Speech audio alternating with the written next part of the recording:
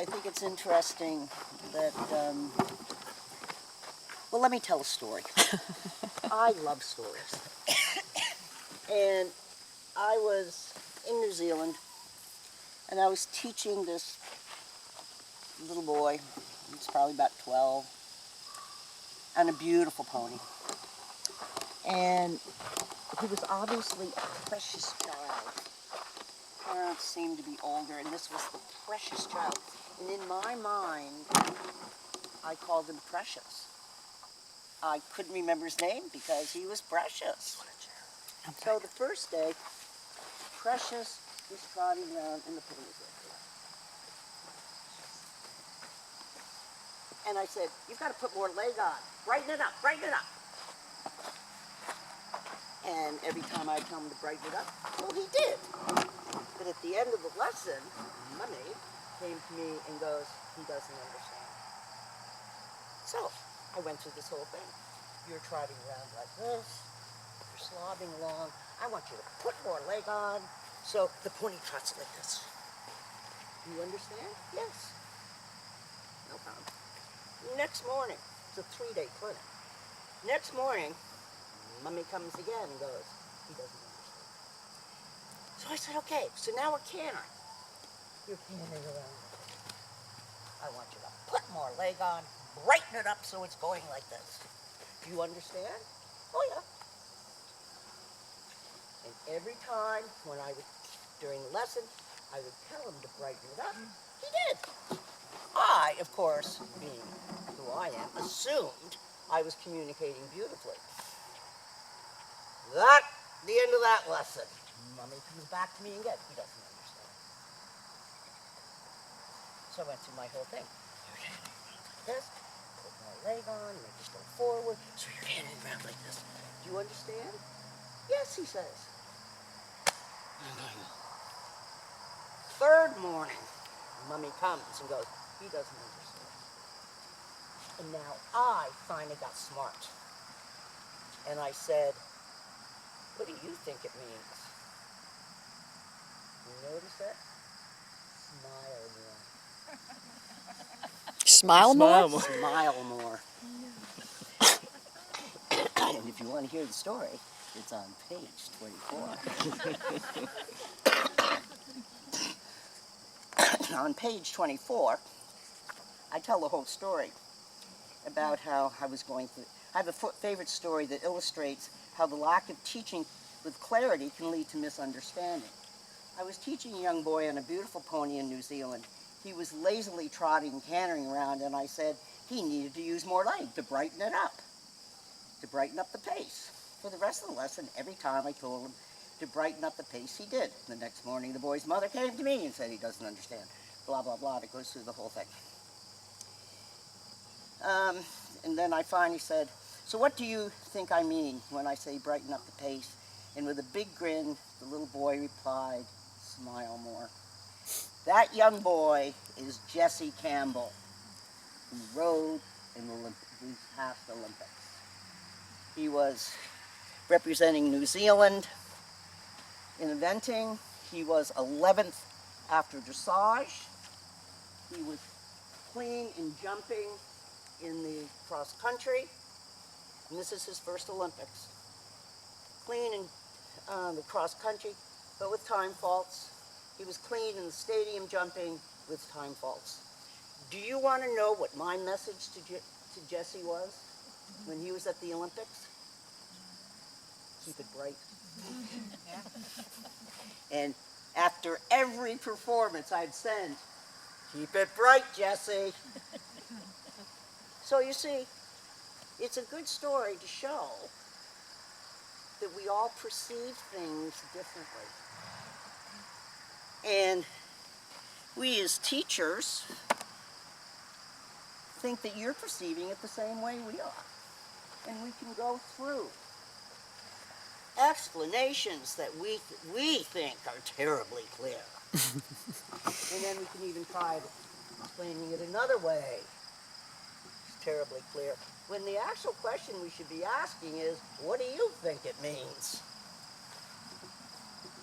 So, the question I'll ask now is,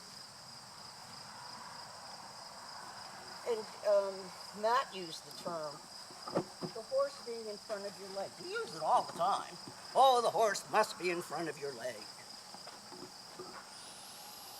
What does it mean? Really?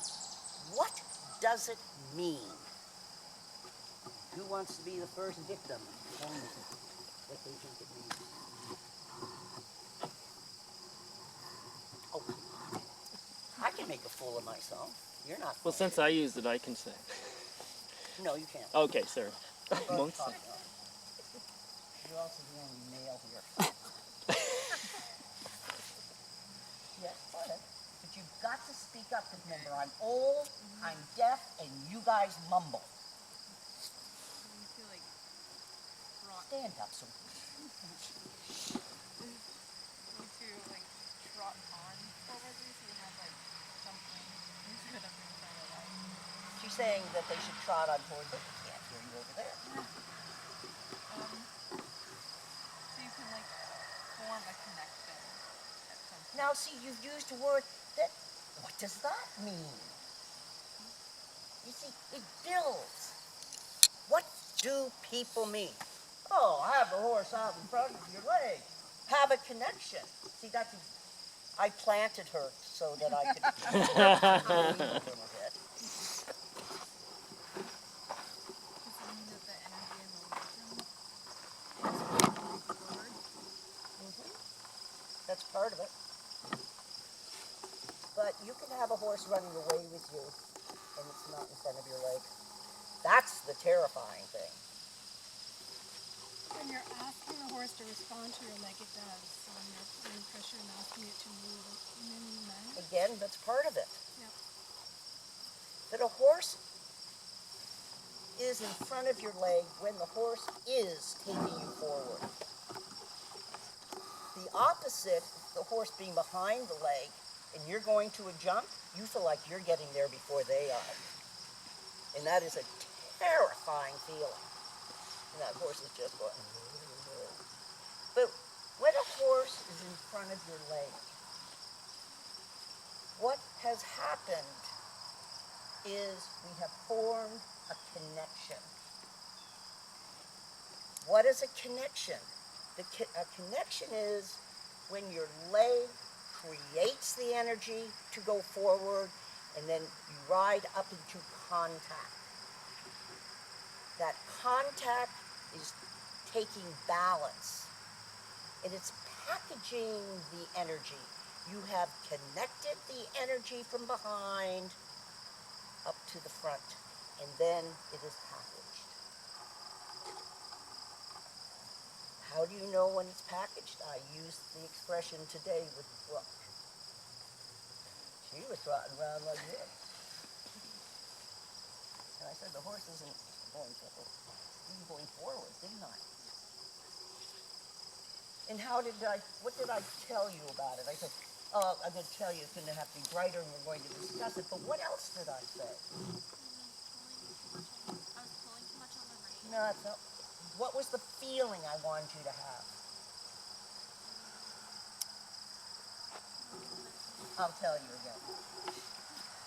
So the leg is creating energy. We're putting it up into your hand. So you have contact. There is pressure in your hand. It's a package of energy. Now when you can get a bad package by pulling to get the head back to the tail. We want to go forward into the contact, into balance. When a horse is in front of your leg, you have options. You could keep the pace you've got, you could slow it down, or you can speed it up. But when a horse is behind your leg, you don't have options. And when you have no options, it's terrifying. Absolutely terrifying. If you're going down to a jump and you can't get the horse going forward, you're in trouble. If you're going down to a jump and you can't slow it down, you're in trouble. You need to have that package, that connection that you can open and close the stride when needed. Horses that run fast stop fast. Horses that run fast flip over. And I'm too old to watch it. Horses that are behind your leg because they're not going forward. Those running horses are not in front of your leg because you don't have the control factor. Horses that are too sloppy and soft, well, they're dangerous because they can stop or they can't get to the other side of the jump and they land it. If you have what I think one of the most dangerous horses you can actually ride is a horse that doesn't go forward, but has a heart and will still try and jump it. And they don't have enough momentum. They can't get over the back wall.